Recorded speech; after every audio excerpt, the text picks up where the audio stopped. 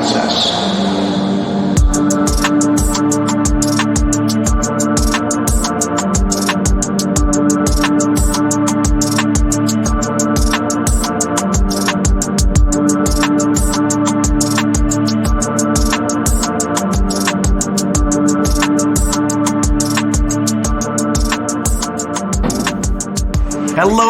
Hello. This is Robert. I am the recovery guy. Welcome back. This is Monday, and this must be the fix. I always get so energized and excited to get back in front of this microphone and begin sharing with you what's on my mind, what's on my heart, things I see, things I hear, things I experience in my own life. Because at the end of the day, who doesn't like to have someone to share with? And I get to share with you. And thank you for the comments because you get to share back with me. You know, John Barker, my great compadre and website engineer, has got us busting out on all the channels. JJ hooked us up with Podbean. Now John has got us on all the major podcast channels. So no matter where you're listening from, we're excited. The numbers are coming in. Check this out. We have been podcasting since August 2nd. And in that short period of time, you have been off the chain in your response. And we could not be so any more grateful than we are. So on behalf of JJ, our podcast engineer extraordinaire, John Barker, and myself, we just want to say thank you for listening. Thank you for commenting. Thank you for subscribing. Thank you for sharing. Thank you for being a part of this thing we call recovery. And today's episode is actually going to be our first episode. And I was talking to JJ about replaying this thing from August 2nd. I'm going to rebroadcast this. It is the Introduction to Recovery Guy. So often, we get listeners along the way and we sort of meet each other as we're going. But very often it's good to sort of dial back and give you a bigger sense of who I am. Because if you do podcasts like I do, when I started listening to Quote of the Day and other podcasts that I picked up along the way, I just sort of met them where they were at and moved forward from there. But I actually had to go back and learn a little bit more about Sean Croxton and others that I do listen to on a regular basis. And so we're just going to reintroduce you to me and to what Recovery Guy podcast is all about. But before we do that, I met someone and they had the most interesting name. And do you ever do that? Because I love names, I love words, I love the connectivity and the meaning of things. Matter of fact, my lion, that one of my tattoos that I have on my arm, I had this lion because of courage, right? And in recovery, courage is such a necessary attribute to go through what we need to go through to even get to the doors in the first place and to stay and to hear things that we're uncomfortable with and learn what we need to learn and set aside the things that aren't working to adopt the things that will work. That takes courage, right? So I had this lion from Alan Zen Tattoos do this badass lion for me. And then I talked to this one person. I met them, and their name was Sundiata, Sundiata. And as we're chatting, I said, dude, tell me about your name. Where does it come from? Is there a meaning behind it? It's got to mean something, right? So he tells me that Sundiata is the name of a West African warlord from the 13th century. Now, this dude's got my interest, right? I mean, you go back 13th century, West African warlord, and I'm all ears because I'm about to learn something. So he tells me that this cat's name was Sundiata, and check it out. Here's what it means. Are you ready? Hungering lion. Was that crazy or what? Hungering lion, not hungry lion, hungering lion. And the connotation to that word, if someone's hungry and they get fed, they're full. But someone who's hungering, to me, it's a continuum. I am always hungry. Like I told you before, I'll tell you again, my middle name is Moore, right? When I was out there ripping and running, it was more alcohol, more drugs, more negative behavior, all those things that get us to the rooms if we're lucky. And for many of us and most of us, it gets us to our death, which is even more sad. So Sundiata means hungering lion. So I got so excited about it because now I knew what to name my lion. So I went back into Alan and I said, dude, check it out. This is what I want above my lion. And he did it, and it's there, and it's a great conversation piece. But it just encourages me to know that there's names out there make a difference. So I told you all that to tell you this.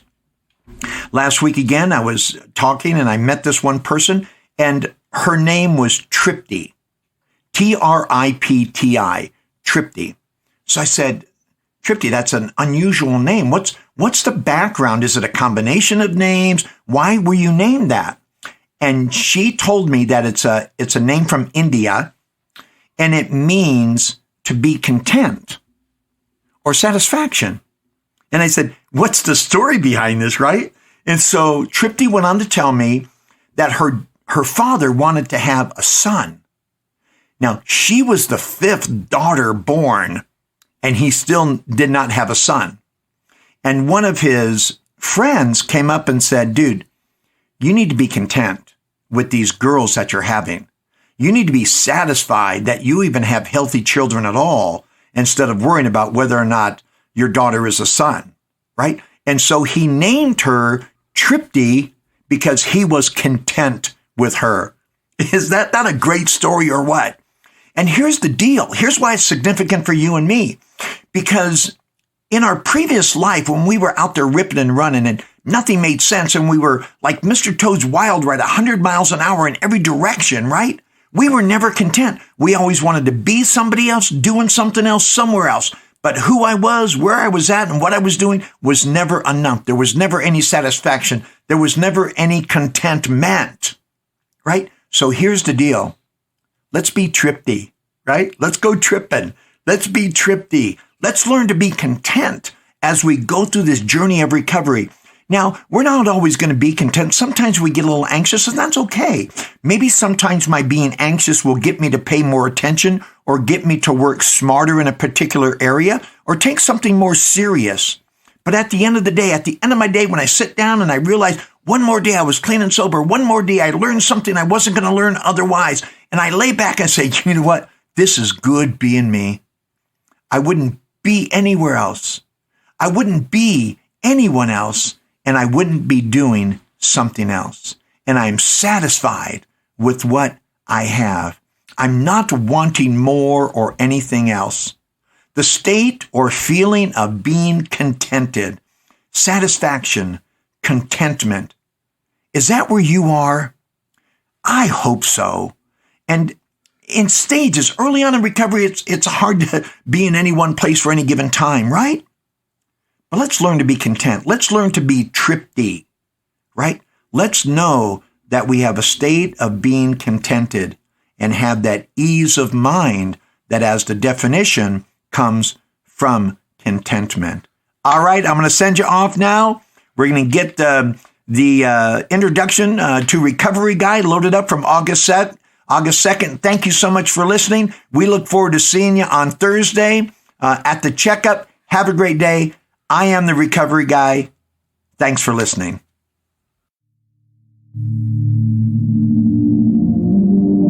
Recovery is a lifelong process.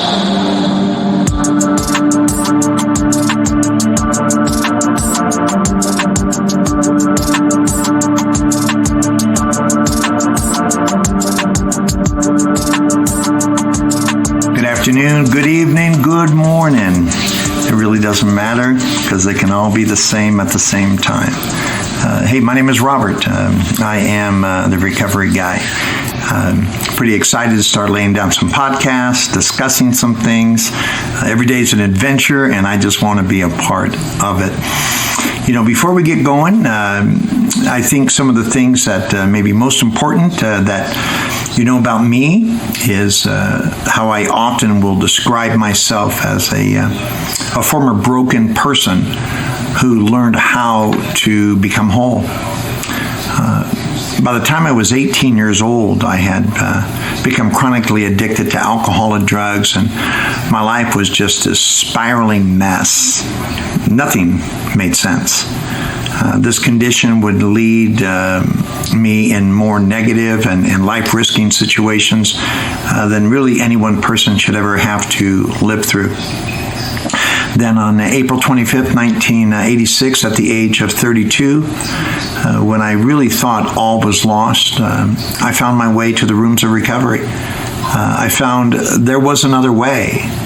Not only could I learn how not to drink or use and engage in other destructive behavior, but I found that I could become all I ever wanted to become. I, in fact, could become well. So my message to you and to others is, did you ever want to become whole? Did you ever want to become well? And I'm not just talking about alcohol and drugs. Alcohol and drugs and other substances, they're just a response to what's going on inside. But where are you at with relationships? Where are you at with work? Where are you at with just life on life's terms, right? For the last 33 plus years and counting, I've been a student, and now I'm a teacher, but I'm still a student. I'm learning to become what I call more. Matter of fact, I often tell people that my middle name is More. My motto is that I am overpaid in every area of life. Let me repeat that. I'm overpaid in every area of life. And if you can't honestly say that, then we probably need to talk. Because there's no reason why you can't be. Now, that doesn't mean that I'm not waiting for certain areas of my life to come full circle, not waiting in relationships and other opportunities and health things. We're all waiting for those, and we just call that life, right? But when you look at all the areas that are most important to me, not the things that I want, but the things that I need, health, relationship, finances, mental stability. I'm not addicted to anyone or anything. That's what I'm talking about. And when we consider those areas, I am overpaid in every area of life. My commitment to God or your higher power, whatever you want to term that thing that does for you what you need done, my commitment to God and others is to help anyone, anytime, and anywhere to find that hope before the flame goes completely out. Because I love what John Maxwell says. He says, if there's hope in the future, there's power in the present. I'm going to repeat that because can be life-changing if you really fully understand what that is. If there's hope in the future, there's power in the present. Sometimes we think if we just had a little bit of power, if we just had something going our way, we could get this done. But I'm here to tell you, there's absolutely nothing I can give you that you don't already have to get you to where you want to go. My role and opportunity with you as a life coach, as a mentor, as a person who's been there and worked through that, is to help you find it, how to identify it, and how to ignite it to be the fuel that powers you moving forward.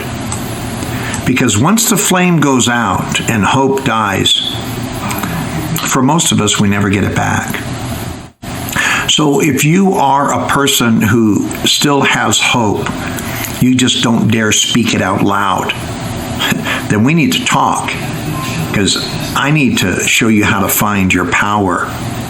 so that hope becomes reality. I love to assist people in going from darkness and despair to a place which they had only dreamed about.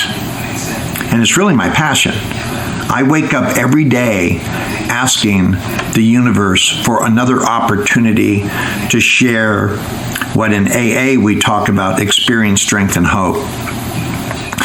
I found, and here's where so many of us can relate across the board, I have found that my problem was never really about a substance. It really wasn't. It was never about the alcohol, the drugs, the other things that I use to put in my body or take around me to make a part of my external surroundings. It was never really about that. Are you ready for this? And maybe you can relate, and I hope you can. But if you can, it's going to be another indication that you and I were meant for each other.